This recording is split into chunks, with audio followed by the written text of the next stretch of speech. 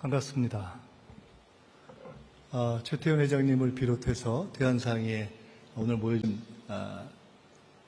오래전에 준비를 한 것은 아니고 어제 오늘 에이펙 제가 25분 정도 딱 이 제목과 관련된 말씀을 드리겠습니다. 사람은 다 꿈을 꿉니다. 대한민국 국민들이 다 꿈을 꿀 것입니다.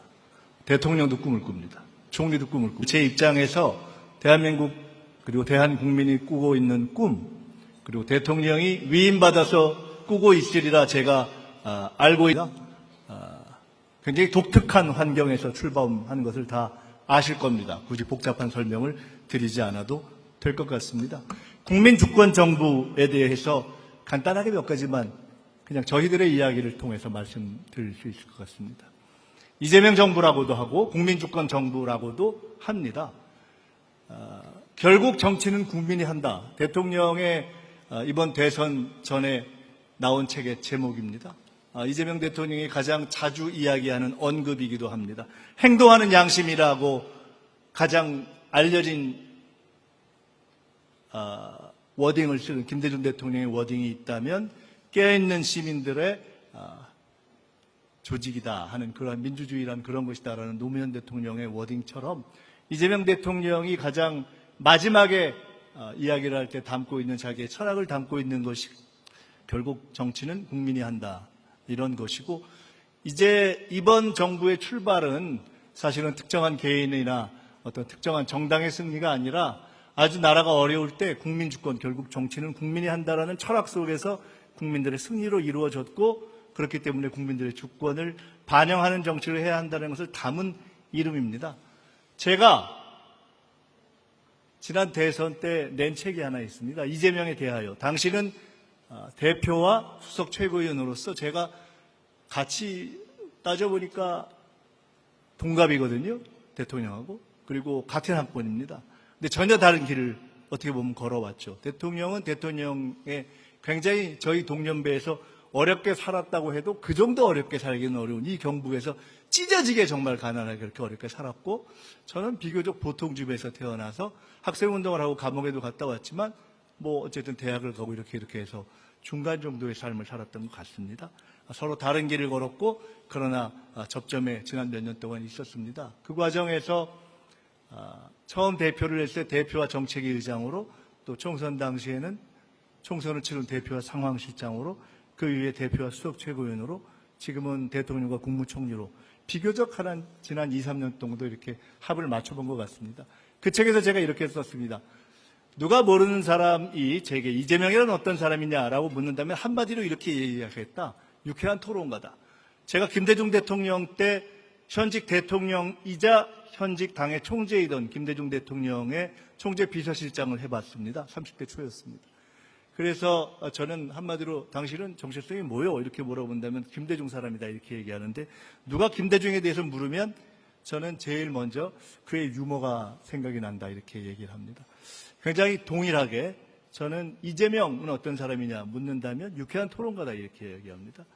밝고 꽤 짓궂고, 그리고 토론을 좋아하고, 토론을 통할 때 직급을 따지지 않고 모아놓고 토론하고, 판단을 빨리 하고, 그러나 결정을 마지막 데드라인의 시간까지 풀로 시간을 써서 결정하는 그 스타일을 제가 쭉 봐왔습니다. 저보다 빨리 판단하고 또 저보다 신중하게 결정하기 때문에 그 점에서 제가 리더십을 인정합니다.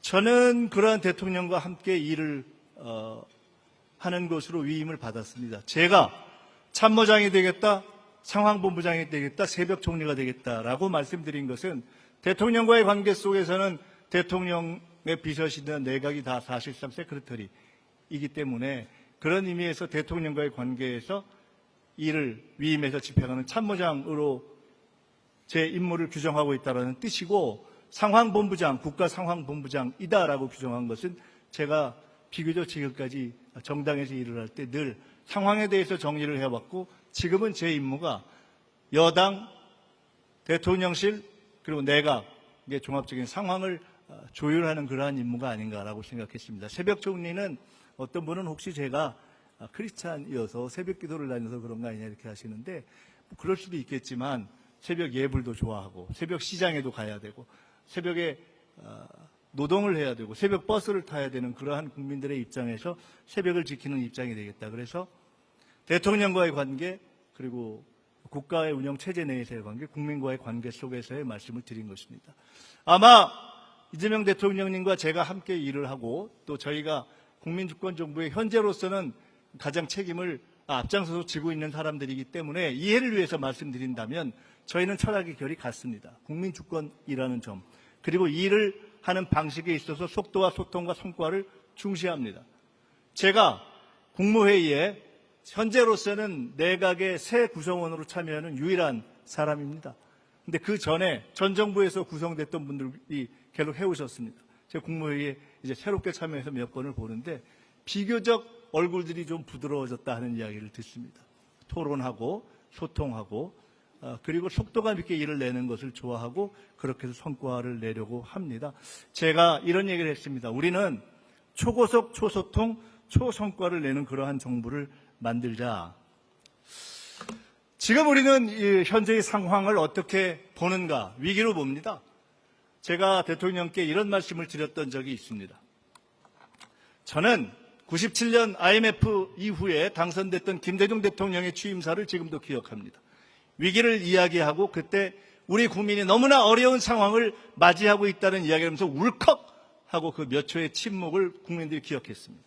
그리고 국민들이 함께 군모회의를 했고 그리고 IMF를 극복했습니다. 저는 대통령에게, 이재명 대통령께 이런 이야기를 한 적이 있습니다. 참으로 희한하게도 우리는 이 민주당을 했던 사람들은 이 나라가 어려울 때, 국가 위기일 때만 이렇게 국정의 책임을 맡게 되는 운명이 있는 것 같다.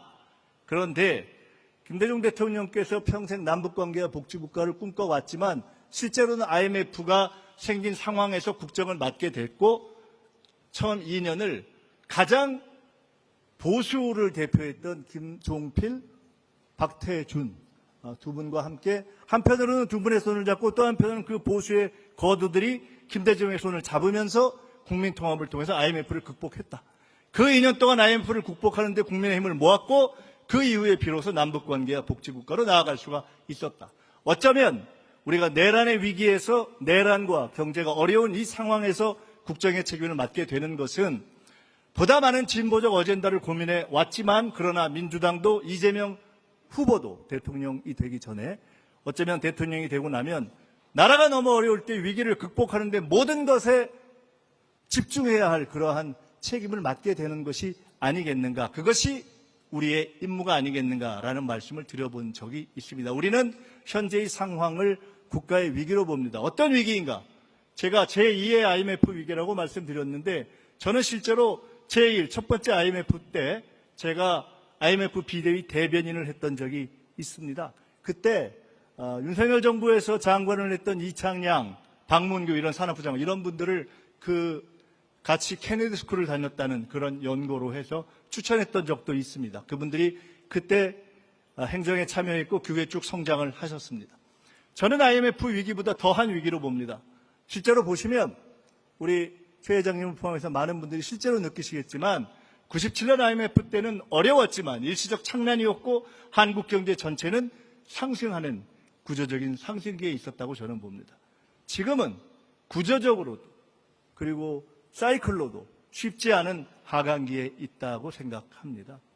게다가 우리는 정치적인 내란을 겪었습니다. 정치적인 내란을 제가 정치적인 그냥 함의를 갖고 말씀드리는 것이 아닙니다. 다음과 같은 고민이 있습니다.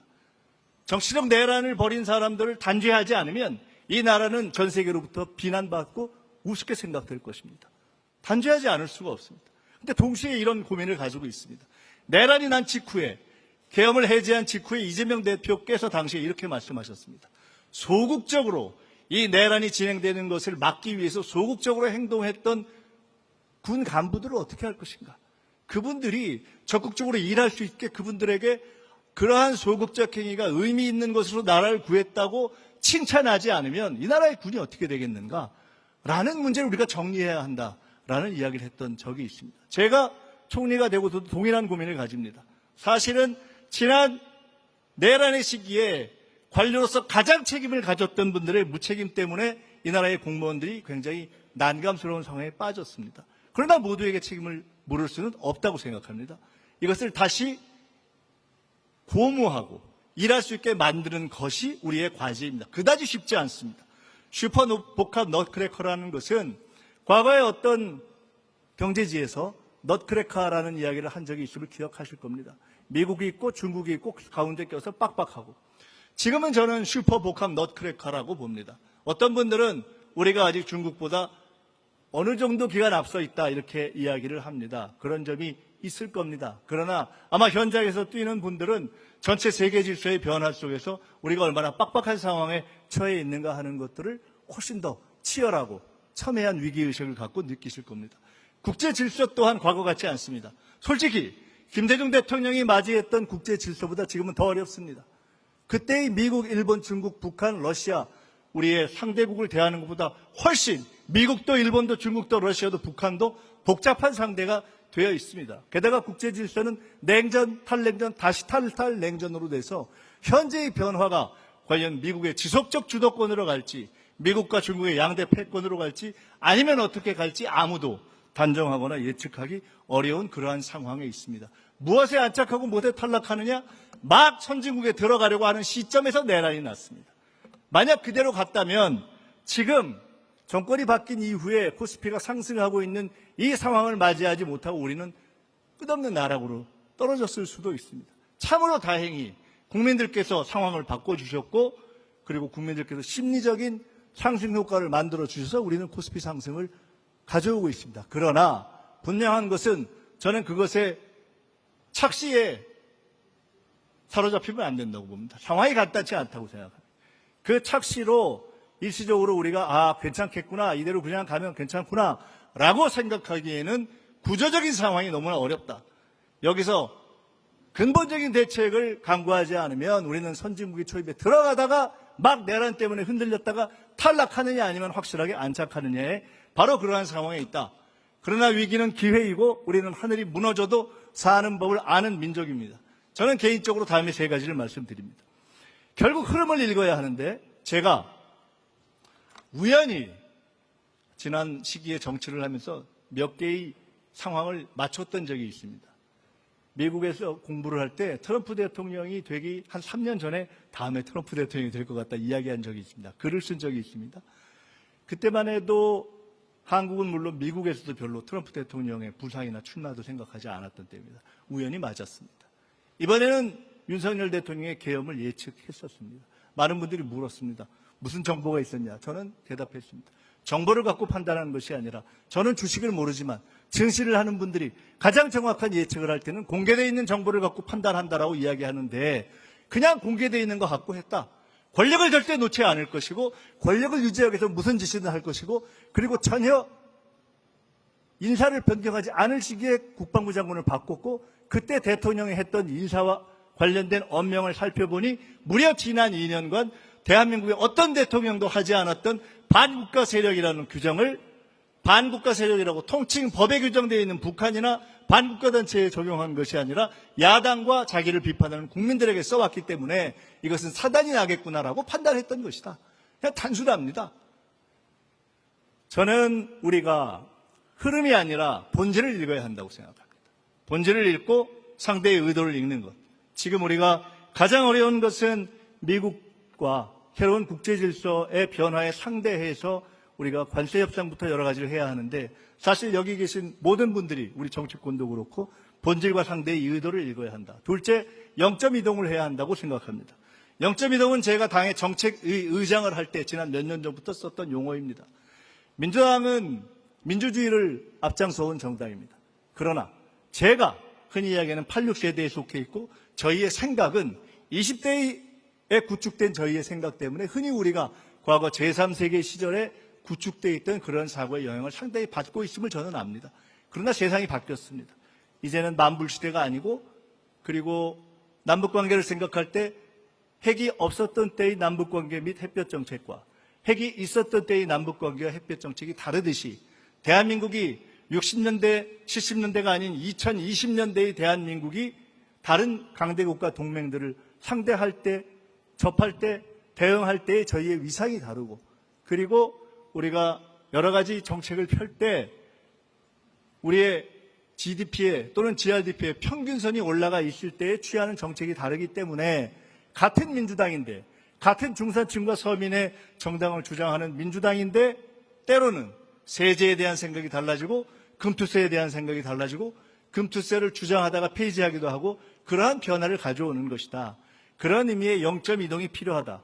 민주당이 변하는 것처럼 그러한 0.2동을 저희는 우리 모두가 해야 한다 이렇게 생각합니다. 또 하나는 제국적 사고입니다. 저는 우리나라에서 가장 부족한 것이 제국적 사고라고 생각합니다. 우리는 제국을 해본 적이 없습니다. 늘 식민주의만 했습니다. 그래서 저는 이렇게 생각합니다. 저도 과거 학생운동을 한 사람이고 그 다음에 제국적인 국제질서에서 비판을 했던 사람이지만 때로는 대한민국을 미국의 51번째 주다 이렇게 보는 비판이 아니라 미국이 한국의 14번째 자치단체다라고 보는 공격적인 관점을 가질 때가 되었다. 여기 있는 우리와 달리 현재의 20대는 본질적으로 쫄지 않는다. 본질적으로 쫄지 않는 생각을 가지고 있는 세상으로 변했기 때문에 저는 가끔 이런 생각을 해봅니다. 한류는 무엇인가? 한류가 처음에는 일본의 겨울연가를 통해서 가다가 중국의 대장금을 통해서 가다가 유럽을 통해서 가다가 미국의 할리우드를 통해서 갔는데 지금은 무엇이냐? 한국에서 터지면 한류가 되는 거 아닙니까? 그렇기 때문에 이제는 한국에서 터지면 그대로 터질 수 있고 통할 수 있다는 그러한 자신 있게 당당한 사고를 가지고 우리 모두의 변화를 가져가는 것이 좋다. 무엇부터 해야 하는가? 대통령님과 이런 말씀을 나눴던 적이 있습니다. 우리는 적어도 앞으로 6개월, 3개월에서 6개월 동안은 현재의 국제 질서를 규정하고 그리고 대한민국에 아시다시피 우리가 민생지원금을 또는 부채에 대한 대책을 냈지만 그것은 너무나 경제가 어렵기 때문에 내세우는 첫째의 응급 처방이고 장기적으로는 A, B, C, D, E 저희가 지난번에 말씀드렸습니다. 선거 때 AI, 바이오, 컨텐츠 앤 컬처, 디펜스, 에너지 그거를 제가 정책위 의장 등등을 하면서 우리가 A, B, C, D로 정리하면 어떠냐 이런 얘기를 해본 적도 있는데 그런 것과 관련된 집중적이고 혁신 투자를 해서 근본적인 잠재 성장률을 높이는 것도 해야 하고 그러나 그것이 1년, 2년 내에 바로 성과를 내기 어렵다는 것을 알고 있을 만큼 현실적이기 때문에 현실적으로 그러한 상황을 변화시킬 수 있는 적절한 단기적, 중기적 정책도 내야 한다 이렇게 생각합니다. 그러나 그 모든 것에 앞서서 향후 6개월 정도, 3개월, 6개월 정도는 지금 한국 경제의 근본 틀을 규정하는 트럼프 대통령이 제시한 전 세계를 향해서 내놓은 관세 협정에 대한 대응을 해야 한다. 그 점에서 저희들이 미국이 얼마나 중요하다는 것도 알고 있고 미국 문제를 푸는 데 있어서 일본과의 관계를 푸는 것이 얼마나 중요하다는 것도 알고 있습니다. 제가 총리로 임명된 날, 총리로 임명되자마자 대통령님하고 티타임을 하고 있을 때 전화를 한 통 받았습니다. 제 일본 친구였습니다. 첫 위안부를 잘못됐다고 인정했던 고노 요헤이 일본 외상의 아들로 부자가 외상을 했던 고노타로 제 30년 친구인데 저희가 딱 한 뒤에 전화가 왔더라고요. 축하한다고. 그러면서 그때 그 직전에 대통령께서 말씀하시기를 일본과의 외교에 대해서 묻는 어떤 일본 기자의 질문에 대해서 외교적 연속성을 중시한다라는 말씀에 대해서 이것이 어떤 의미냐라고 묻기에 우리는 저를 포함해서 우리가 헌법에 나와 있는 정신 그리고 우리가 지켜야 될 헌법적 가치와 역사적 정신의 원칙성을 지키지만 그러나 동시에 외교적 연속성을 이해하고 존중하는 정도의 현실적 감각을 가지고 있다라는 이야기이다라고 이야기했던 적이 있습니다. 저희는 새 정부는 그러한 원칙주의와 또 현실적인 판단을 결합하면서 나아갈 것이다. 국가에 대해서 어떻게 생각하는가? 저는 개인적으로 국가란 전략국가의 기능이 크다고 봅니다. 이승만 대통령이 여러 가지 공도 있고 과도 있다고 하지만 제가 개인적으로 대통령들의 경제에 대해서 관심이 좀 있는 사람이어서 관심을 갖고 보니 흔히 지적하는 이승만 대통령의 농지개혁, 환율에 대한 이해, 제가 최근에 매우 흥미롭게 보는 이승만 대통령이 원래 국대안, 본인이 사인할 안에 없었던 서울대 안에 조선과를 만들라고 지시해서 그것이 오늘의 조선의 기초를 만들었다는 매우 흥미로운 것을 보고 사실 그런 것들이 역할이 아니겠습니까? 제가 가끔 박정희 대통령이 한 가장 중요한 일이 KDI, 카이스트를 만든 것이다. 과거에 영정조가 규장각을 만들고 세종이 집현전을 만드는 것처럼 잘한 것이라고 생각합니다. 국가는 기본적으로 큰 나라건 작은 나라건 전략국가적 기능을 하는 것입니다. 미국 같은 나라가 말로는 자유방임을 한다고 했다가 지금은 산업정책을 한 것처럼 그리고 우리 같은 규모의 나라는 일관되게 옳은 전략을 가지고 적절한 정책을 해야 한다. 가장 아쉽게 생각하는 윤석열 정부의 잘못이 저는 개인적으로 늘 제대로 된 산업정책이 없었다라고 생각해 왔습니다. 올바른 전략을 세우기 위해서 노력하겠습니다.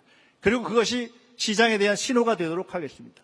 그 신호의 기본은 트러스트, 후쿠야마가 얘기했던 트러스트, 사회적 자본, 신뢰 자본의 구축으로 되도록 하겠습니다. 그 과정에는 정치권뿐만 아니라 현재까지 대중들의 눈에서 볼 때 또는 개미들의 눈에서 볼 때 충분하게 신뢰 자본을 구축하지 못했다고 평가되고 있는 우리 기업 전체에 대한 변화도 함께 수반될 것이다 이렇게 생각됩니다. 기업이란 무엇인가? 저는 사실 돈을 버는 일에 대해서 잘 모르는 사람입니다. 근데 그냥 관찰해 보았습니다. 제가 개인적으로 농반 진반 이런 얘기를 합니다. 제가 잘은 모르지만 돈을 버는 것이 첫째는 1단계가 열심히 버는 것이고 두 번째는 열심히 해서 잘 번 사람하고 합쳐서 버는 M&A가 있는 것 같고 세 번째는 좋은 일을 하면서 번다고 하는 ESG가 있는 것 같고 네 번째는 안 번다고 해서 버는 다 포기하고서 좋은 재단을 하면서 버는 게 있는 것 같고 다섯 번째는 돈을 찍어내는 방법이 있는 것 같다. 그런데 그 위에 한 수 더 높은 것이 그 모든 부를 창출하는 신이 있는 것 같다 이런 이야기를 합니다. 그 모든 것을 관통하는 것은 무엇인가? 저는 결국 어느 정도 규모 이상이 되면 기업이란 국가라고 생각합니다. 국가에 대한 애정, 국가에 대한 애국심, 국가의 전력과의 연동성 이것이 중요하기 때문에 그것이 한국 경제의 성장을 지금까지 이끌어왔고 이제 선대 회장들의 시대를 넘어서 새로운 도약의 시대를 맞이해야 되는 지금 저는 한국의 대기업들부터 포함해서 모두가 다시 국가의 역할에 대해서 생각하고 함께 뛰어야 한다 이렇게 생각합니다. 제가 미국에 있을 때 국가와 기업의 관계, 비즈니스 앤 가버먼트 릴레이션십이라는 수업을 들었던 적이 있습니다. 흥미롭게도 제가 저를 가르쳤던 케네디 스쿨의 로저 포터라는 교수님이었는데 그 교수님한테 인사하려고 전화를 했더니 자기 아들을 꼭 만나보라고. 그 아드님이 지금 한국의 쿠팡의 고문으로 와 계시더라고요. 트럼프 대통령이 스텝을 지냈고. 그때 제가 이해를 못했습니다. 왜 이런 과목을 가르치지? 미국은? 국가와 기업의 관계가 왜 중요하지? 요새 이해합니다. 추정합니다. 아마 이것이었을 것이다.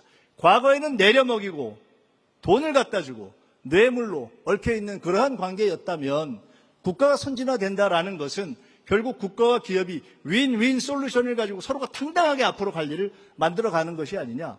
그것이 투명한 건 아니냐. 이제 우리도 그런 관계로 가고 있는 것 아니냐. 솔직히 얘기해서 현재 이재명 대통령이 한국의 정치가 여러 가지 변화를 가져왔지만 과거에는 대선을 할 때 정치자금을 갖다가 하기도 했지만 그런 것이 없지 않습니까? 개인은 아니어도 구조적으로 그런 것이 가능한 제도가 있었던 시기도 있지만 그런 것이 없지 않습니까? 이제는 그냥 정당이든 개인이든 지지하면 정치자금을 받고 투명하게 관계가 되는 그런 세상이 됐기 때문에 저는 이제야말로 대한민국의 기업과 국가가 투명하게 미래를 향해서 토론할 때가 됐다 이렇게 생각합니다.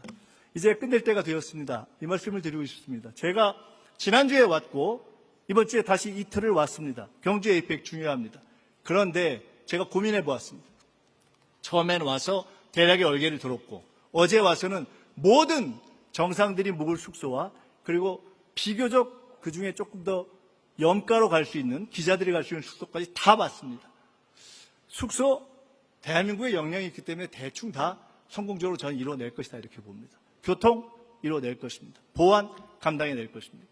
문화행사 한국의 수준이 있기 때문에 될 것입니다. 그럼 뭐지? 우리는 무엇을 고민해야 하는가? 우리의 목표는 무엇인가? 저는 목표를 재정의할 때가 되었다고 봅니다. 우리의 목표는 K-APEC입니다. K-APEC은 초격차입니다. APEC의 역사에서 없었던 APEC, 한국의 국제행사에서 없었던 국제행사, 이것을 만들어내야 합니다. 지표는 무엇인가? 숫자입니다. APEC이 끝나고 나면 훨씬 많은 관광객이 한국에 와야 합니다. 훨씬 많은 관광객이 경주에 와야 합니다.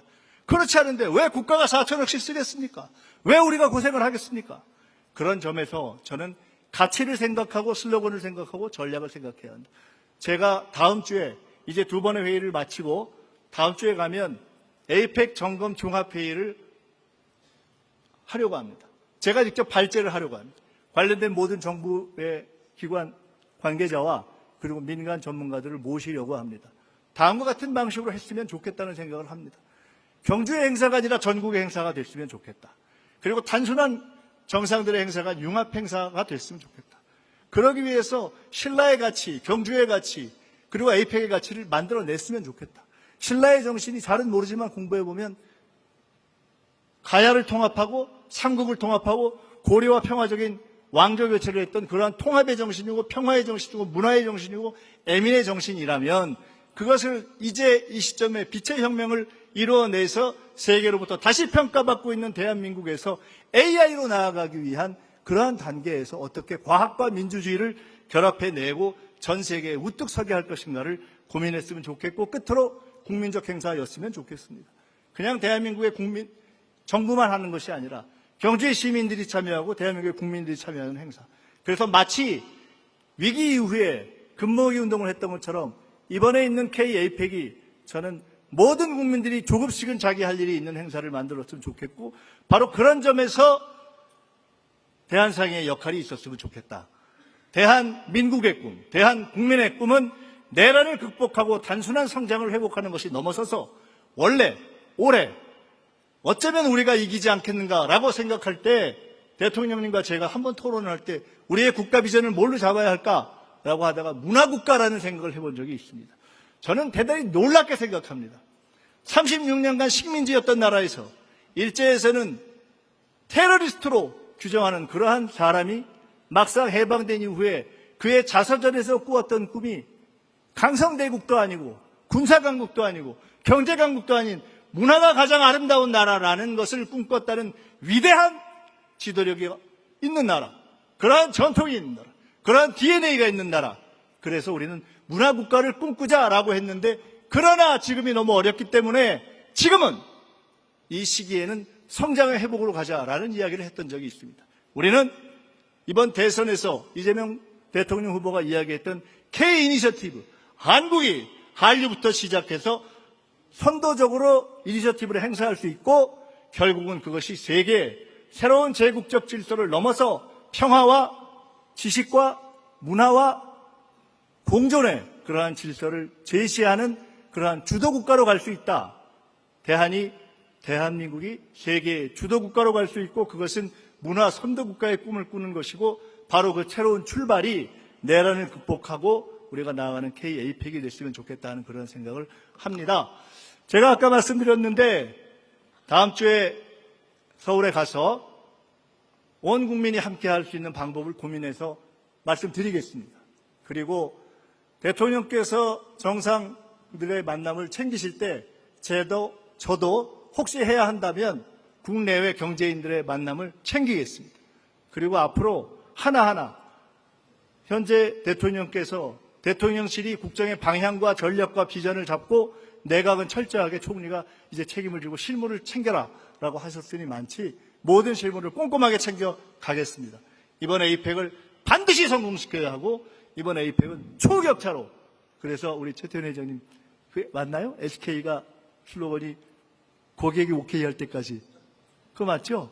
제가 뭐 특정 회사를 얘기하는 것이 아니라 결국 그런 거 아니겠습니까? 여기 계신 모든 분들이 역지사지의 정신, 고객의 서비스를 감동시키는 그러한 정신으로 지금까지 평생을 살아오셨기 때문에 저는 저희가 할 수 있다면 한국을 찾고 경주를 찾는 모든 사람들이 기대했던 것을 10배 뛰어넘는 악소리 나는 서비스, 악소리 나는 프로그램, 악소리 나는 전략과 준비로 우리가 이번에 우리 스스로를 놀라게 하고 세계를 놀라게 하고 함께 승리하자.